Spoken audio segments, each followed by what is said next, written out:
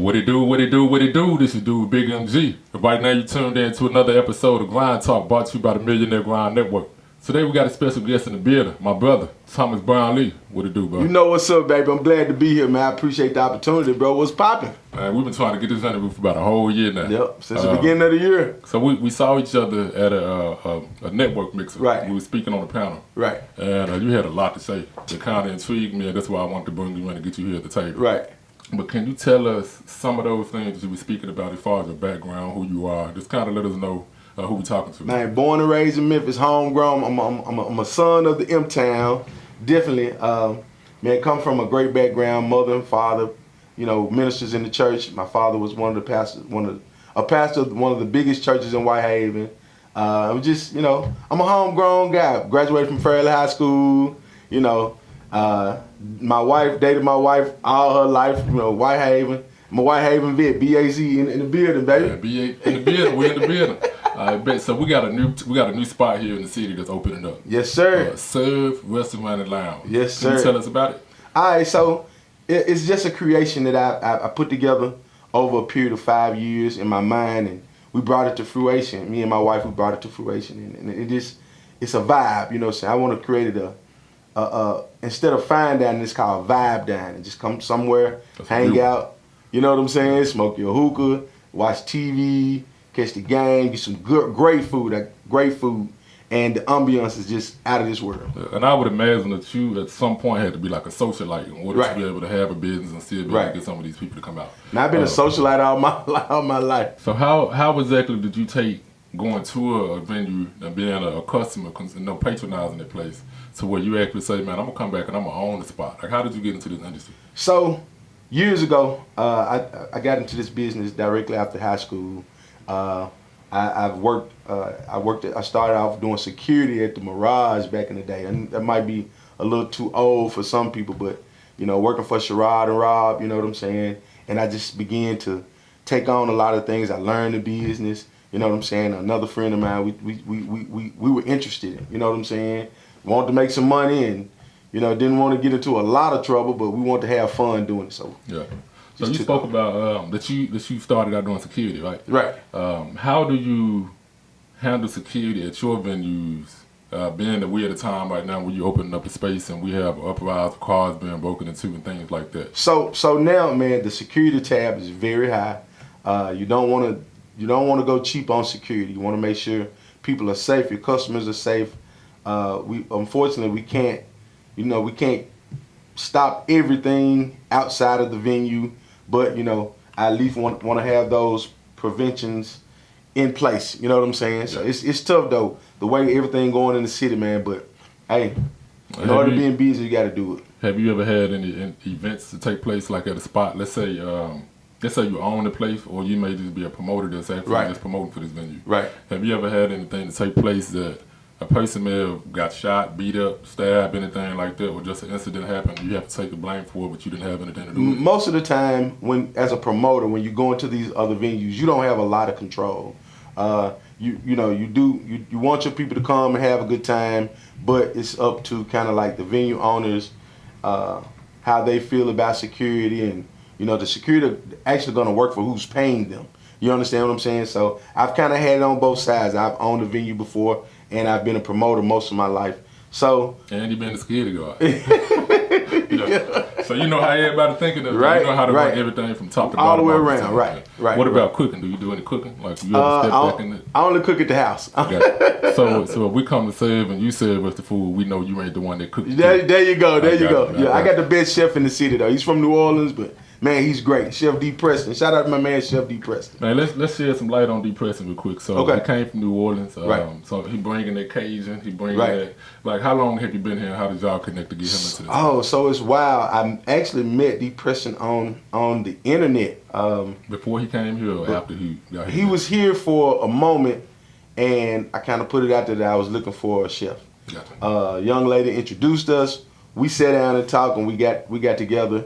And man, we hit it off real good, and he told me some of his ideas. I told him where I was trying to go with it, and we put a great menu together, and it just, man, I can't wait for y'all to see it. I can't wait for y'all to taste it, brother. Before I met you, I would always hear your name. Right. To me, it was like the Thomas Brownlee. Right. Right. So, right. and I would hear some of the bigger names, different people that own venues Right. and some of the other promoters. Right.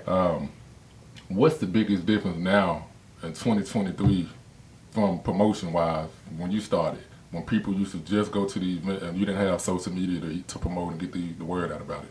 Like, what's different, and how do you get the word out? Like, what's the in the beginning, we did flyers. We did hand-to-hand flyers.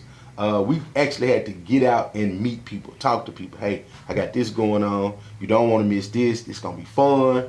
And that's how I met a lot of new people. You know what I'm saying? Now, everything is just social media.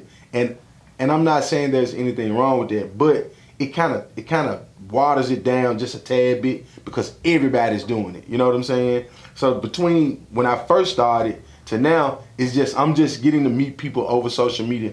You don't really know them. You know what I'm saying? You don't really, it's tough. But what I will say, it kind of gives you a broader reach where, around this city is small, but now, we can reach people in Arkansas, Mississippi, Kentucky. Yeah. We can reach it. It's a little farther reach. So I can imagine the difference, Ben, as you said that you used to get out, like promoters used to get out hand in hand with flyers. Right.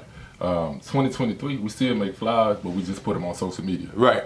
So you may have invited somebody and they say, hey, I came because you told me to come. Yeah. But you like, I don't remember talking to you. Right, so, right. So that got to be a weird thing just because now it's almost like a skeleton version of what used to be. You know what I mean? Well, here's the thing. I'm a people person anyway, so even if I invite you and you come and I really don't know you, I'm going to try to get to know you. My thing of it is I want to win you over. Yeah. You know what I'm saying? And then I want to give you a good product and good service. Yeah. So it is weird, but, it's the time we live in. What role in particular do social media play in your overall scenario? Not just promoting, but just in general as a person and getting your brand out.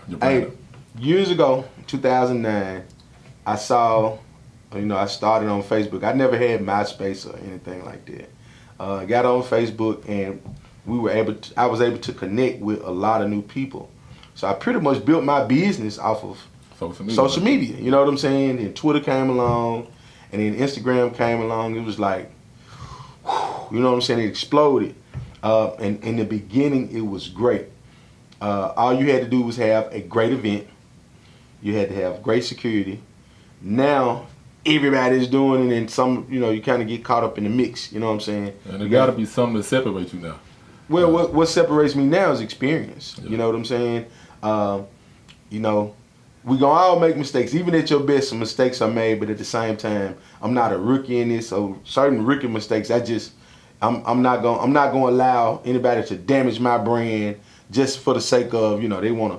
I call it pimping your brand out. Yeah. I'm not doing that. We on social media and we got 5,000 followers on profile. Right. You a solid guy in real life. Right. But because we clicking on profiles, we'll never get to know the solid part until we get past the face piece. Right. So it have to be something that separates the average person just in a vague, view. And that was the blue check. That was the blue check that a lot of celebrities will have. And I feel like what ended up happening over time is that basically people start looking at it like, man, let me see the blue check without looking at the face to know who was connected to it. And that became the thing that a lot of people were chasing over time. Right. So you got people who've been falsifying that they promoters. Right. People that's not even an influencer, now they become influencers because they found a way to get a blue check. Right. Before Facebook did what they did recently. Right. So being that it's now kind of even getting into the same gray area with that, how do you feel about the blue check on social media being available for people to pay for it rather than you having to reach a certain status in life to get it? For me, you want to earn your blue check, right? You want to earn it. And I was headed in the direction of, okay, I'm going to do this, I'm going to do that. And then some people kind of had to sell their soul almost for the blue check.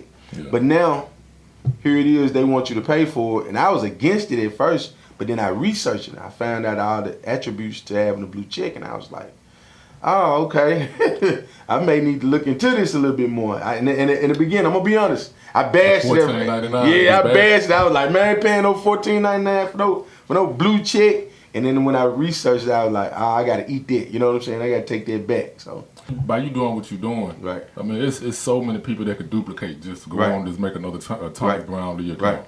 Right. How do we know the real one from the fake one? Right.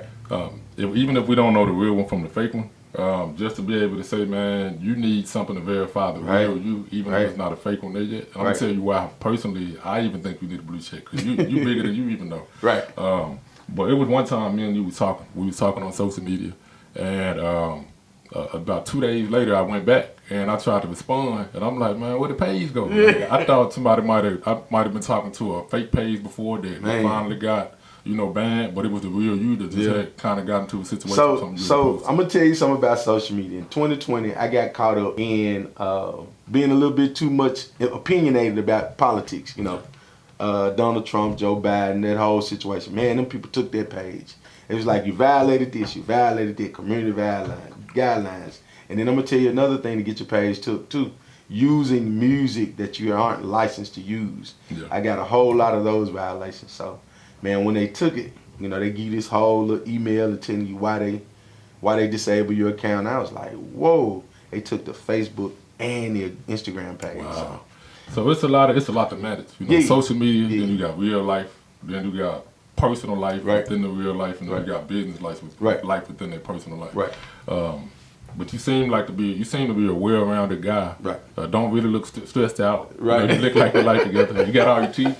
So being that that's the case, how do you deal with all of these things that you got to balance spiritually? All jokes aside. So, coming from a spiritual family, my parents taught me how to pray for myself, and then I started reading more books on spirituality, and I learned how to meditate. And I know a lot of people may be against this, but I don't pray to a God in the sky. I pray to the God that's in me. I talk to the God that's in. I feel like God is in you. The Bible says, we are created in His image. Mm-hmm. So, I know a lot of people. I ain't gonna get into that, but at the same time, that's me. So I try to stay grounded. I try not to let things stress me out. And then the only thing really that can get to me is my wife, my children, family. Other than that, I don't really put a lot of stock into anything outside of that anymore, because sometimes people are just temporary.